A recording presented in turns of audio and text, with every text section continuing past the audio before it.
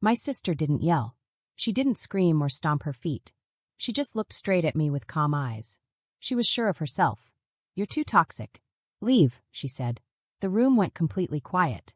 My mom didn't even look at me. She just sat there, not saying anything. My stepdad didn't say a word either. It was like everyone was frozen. I didn't argue. I didn't try to explain myself. I didn't try to change her mind. I stood up slowly, picked up my bag, and walked out of the room. I didn't shout. I didn't cry. I just left. I didn't beg. I didn't plead. I just walked away. For 7 days, nobody called me. And then all of a sudden, my phone started ringing nonstop. When I finally picked up, it was my stepsister's voice. I panicked. Her voice sounded fast, like she was out of breath. "Why did I get an eviction notice?" she asked. And that's when she finally understood something she never expected. Some people, toxic people, don't let their sisters live somewhere for free forever. They like having control, not kindness. But before I explain how it got to that point, I want to say something. If you've ever set boundaries and people made you feel like the bad one, I want you to remember this story. My name is Ismeria. I'm 35 years old. I work as a dentist. Most days, my life looks very calm from the outside. I wear a clean white coat. I work in quiet rooms where the hum of machines fills the space softly. People usually tell me I seem calm and put together. They don't see the truth behind it. They don't see how much calm I learned by swallowing discomfort and keeping quiet when things were wrong. My family wasn't always like this. When my biological dad passed away, everything in our lives shifted quietly, like furniture being moved in the dark. My mom remarried a few years later. That's how my stepdad came into our lives, along with his daughter, my stepsister. On paper, we were a blended family. In real life, it felt more like walking on a tightrope that never stopped, balancing in a way that never felt safe.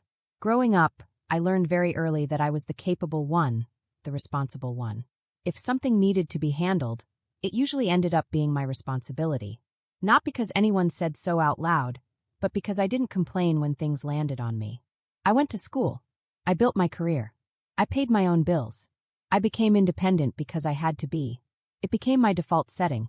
The one person who made me feel truly seen, cared for, and loved was my grandmother. She had a small apartment in the city. It wasn't fancy. There was nothing expensive or flashy about it. But it was warm. It smelled like old books. Sunlight came through the curtains in just the right way. My grandmother used to say that a home should feel like it is waiting for you. When she passed away, the apartment came to me. Not as a prize, but as a responsibility. Something she trusted me with. I didn't think of it as just my apartment. I thought of it as something I had to take care of because she had trusted me. At the time, my stepsister was struggling. She had a new relationship. Her finances were unstable. She had big dreams but very little planning. My mom framed it as just temporary, until they figure things out. And the apartment was empty anyway. Family helps family, right? So I said yes. At first, it felt reasonable. I didn't need extra income immediately. I was managing my own mortgage, keeping track of my own payments, and juggling everyday expenses. Letting her live there rent-free seemed like the kind thing to do. I told myself it was short-term, maybe a year, or maybe even less. But months passed. And then more months passed. Conversations about timelines became vague. Questions about how long will this last stopped feeling like questions. They became expectations. Utilities were covered, yes, but repairs, upkeep, and little unexpected costs somehow ended up being my responsibility. And every time I felt a flicker of doubt, I pushed it down. I didn't want it to be difficult. I didn't want to be selfish. Looking back, I can see the pattern clearly now. I gave in quietly. They took it comfortably. The more normal it became for them, the stranger it felt for me. I just didn't realize yet how expensive that silence was going to be. Things didn't explode all at once. Life never works that way. Problems stretch. They creep in slowly. They disguise themselves as normal conversations until one day, you realize you're standing in the middle of something ugly without even noticing it. It started with small comments. My stepsister would text me little things like, "We might need help with a few things this month," without ever saying exactly what those things were. When I asked, she would reply hours later with a long list. It sounded more like orders than requests. Repairs, furniture, small upgrades that she felt the apartment deserved. I noticed she never used words like if or maybe anymore. Then the wedding talk started. At first, it was just excitement. She talked about venues she liked, colors she was considering. I listened. I nodded. I offered neutral responses while I flossed between patients at work or sat in traffic after long days. Then the numbers started floating into conversations, casually like the weather. Not real money numbers. And every time I hesitated, my mom would smooth it over. "She's just stressed," my mom would say. "You know how weddings are." I told myself I was imagining the pressure. One day, my mom invited me over for dinner. She said it would be nice if we all sat together. No agenda, just family. When I walked in, there were extra place settings on the table. People I didn't know. My stepsister's future in-laws. I should have turned around and left then, but I didn't. I smiled and took off my coat. Dinner felt staged. There were compliments aimed at me, questions about my work, questions about how well I was doing.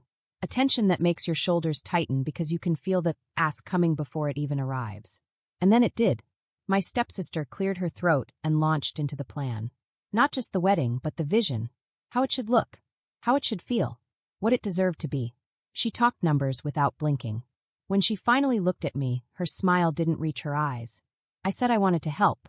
I said I just couldn't be responsible for everything. I had limits. That's when the air shifted. She laughed, not a real laugh, but a dismissive one. Someone across the table made a comment about how easy it must be for me. My stepdad reminded me how much my family had supported me over the years. My mom stayed quiet. That silence felt louder than anything else. I tried to explain calmly, carefully. But my stepsister leaned back, crossed her arms, and said it. "You're being toxic." The word hit me hard, like it had been waiting for the right moment. Like it was meant to shut me down, not start a conversation. And when I looked around the table, nobody corrected her.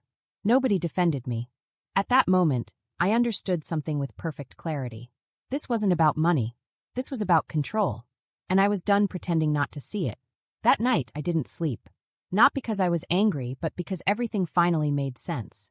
I kept replaying the smiles, the way the conversation had been steered, the silence that followed when I was labeled the problem. I kept hearing that word over and over in my head. Toxic.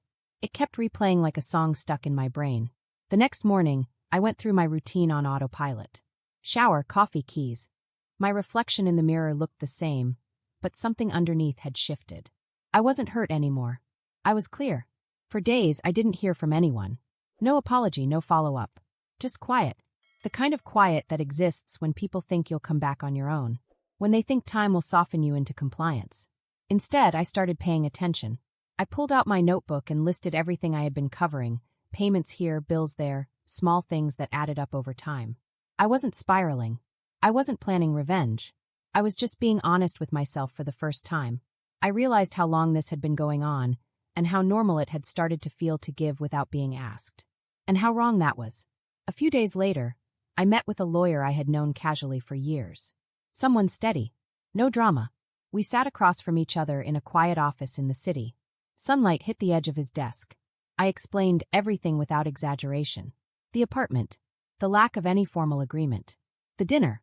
The word that ended everything. He listened carefully, then nodded. What he told me was simple. I wasn't doing anything wrong by reclaiming what was legally mine. There were steps, notices, timelines. Nothing aggressive. Nothing unethical. Just boundaries on paper. That word again, boundaries.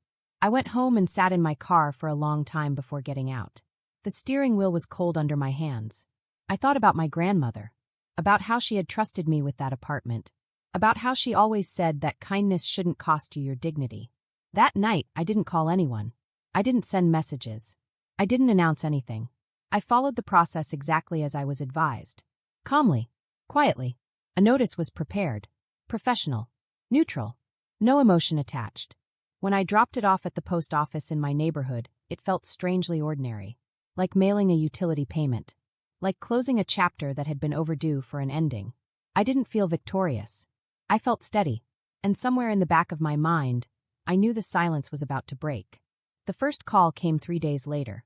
I was at home, my shoes kicked off near the door, and the smell of warm leftovers filled the kitchen. Outside my window, the city was alive with its usual hum.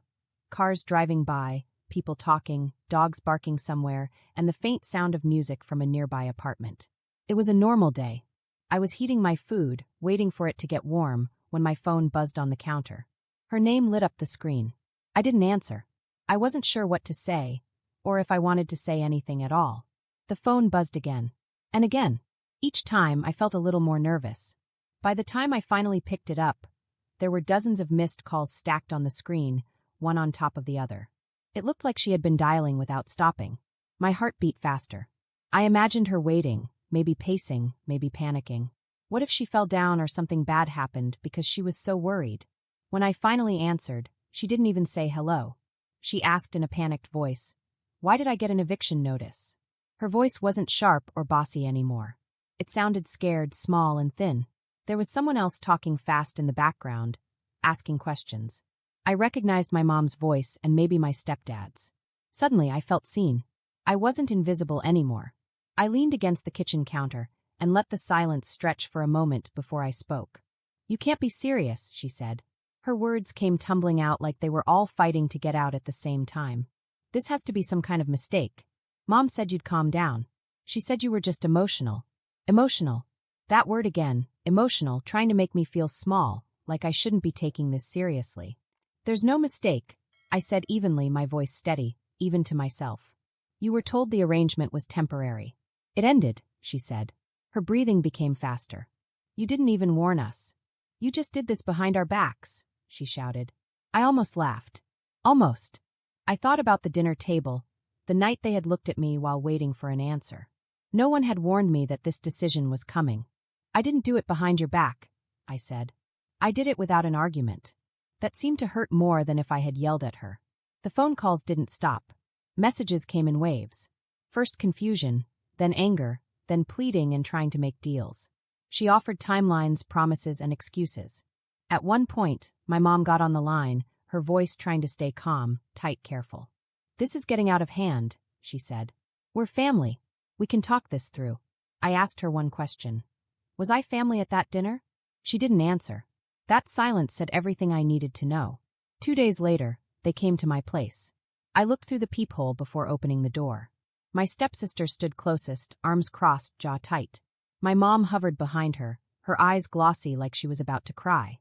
My stepdad stared past them both like he didn't want to be there, but also didn't know how to step away. I didn't invite them in. My stepsister spoke first. "You embarrassed us. Do you have any idea how this looks?" I studied her face. It was the same face I had made excuses for years. But suddenly I saw it clearly. This wasn't fear of losing a home. This was fear of losing access, control, influence, a place in my life that they wanted. "You told me to get out," I said quietly. "So I did." "That's not what I meant," she snapped. "I was upset." "You were comfortable," I replied. "There's a difference." My mom stepped forward. "Honey, she didn't mean it like that. You know how she is. We all say things we regret." I nodded. "And we all live with the consequences of what we say, whether we like it or not." My stepdad cleared his throat. "Let's be practical. You don't need the apartment. You're doing fine. Why make this harder than it has to be?" That sentence landed heavier than all the others. It finally said the quiet part out loud. I looked at him and felt something in me settle completely. "This isn't about need," I said. "It's about ownership and respect." My stepsister scoffed. "So what? You're punishing us now." "No," I shook my head. "I'm opting out." She stared at me like she was trying to figure out which lever to pull, how to push me back into the same place I had been before. Then her voice dropped sharp again. "You're being toxic." There it was. The word she had been holding like a weapon. I didn't flinch. "Toxic people," I said slowly, "don't allow sisters to live rent-free in their apartments." The words didn't come out angry. They came out final. For a moment, no one said anything. My mom's mouth opened, then closed. My stepdad looked down at his shoes. My stepsister's face flushed red, then drained pale, like she finally realized something fundamental had shifted. "You can't just throw us out," she said weakly. "Where are we supposed to go?" I met her eyes. "That's a question you should have asked before you decided I didn't deserve basic respect." Her confidence crumbled. She tried apologizing, then blaming, then apologizing again. Each version sounded rehearsed, like she was flipping through scripts, hoping one of them would work on me. None of them did. "I'll give you the time outlined in the notice," I said. "Nothing more, nothing less." My mom reached for my arm. I stepped back. "This isn't cruelty," I added. "This is a boundary." They left shortly after that. Not dramatically, just quietly. The kind of quiet that happens when people realize they've pushed too far, and there is no way to undo it. The remaining weeks passed with surprising calm. No more calls, no more messages, just space. On the final day, I didn't go into the apartment. I stayed across the street, sitting in my car, watching them load boxes. My stepsister avoided looking in my direction. My mom moved slowly, like the weight of everything had finally caught up to her. When they were done, my stepsister walked over and placed the keys on the hood of my car. Her hand lingered for a second, like she wanted to say something else. She didn't. They drove away without looking back. I didn't feel triumphant. I felt free. The apartment was quiet after they left. Not empty quiet. The kind of quiet that settles instead of echoing. I walked through the room slowly, noticing things I hadn't before. The scuffed walls, a loose cabinet hinge, ordinary where that told a story without emotion attached to it. I fixed what needed fixing. Small repairs, fresh paint, nothing dramatic. Within a few weeks, the place had new tenants. They were reliable and respectful. The payments came on time, predictable, uncomplicated. For the first time, the apartment felt like what my grandmother had intended it to be. Stable, not strained. My family didn't reach out again. Not with apologies, not with demands. The silence felt different now. Lighter. Like I had set down something I'd been carrying for years without realizing how heavy it was. I focused on my own life. Work felt easier. Evenings felt longer. I started saying no without rehearsing explanations in my head. That alone changed everything. I didn't lose my family that day. I lost the illusion that love requires self-erasing. And that loss gave me something I hadn't had before, peace. For a long time, I carried the word toxic like a scar. Every time I remembered that dinner in my head, I wondered if I'd been too cold, too firm, too unwilling to give one more piece of myself. Families have a way of teaching you that love is measured by how much you're willing to lose. But here's what I finally learned. The moment you stop being useful, people who live on entitlement will call you names that sound like moral judgments. Toxic, selfish, heartless. Those words aren't real diagnoses. They're protests. They're what happens when access is taken away and boundaries replace convenience. I didn't destroy my family. I stepped out of a role that was slowly destroying me. Life is quieter now, not empty, just honest. I spend my time, energy, and money on things that grow me instead of drain me. And the peace that comes from that is worth more than any approval I was chasing before. Every morning, I wake up and enjoy my apartment. I notice the small things, the sunlight spilling across the floor, the smell of fresh coffee, the quiet sounds of the city outside. I cook my meals slowly, tasting each bite. I water my little plants and watch them grow. I keep my things organized. I read, I write, I walk outside when the sun is warm. I talk to friends who respect me and make me feel safe. Sometimes I remember the day they left. The tension, the fear, the anger, the shouting. But now those memories are soft edges. They don't control me anymore. I know I did the right thing. I didn't hurt anyone. I just decided to take care of myself. I learned that saying no is not mean. Setting boundaries is not cruel. It is love for yourself. And I learned that peace is worth more than approval. Approval can be given and taken away, but peace stays with you. Now, when I walk into the apartment, I smile quietly. I feel safe. I feel strong. I feel free. I know I belong here, not because anyone says so, but because I respect myself. And that is enough.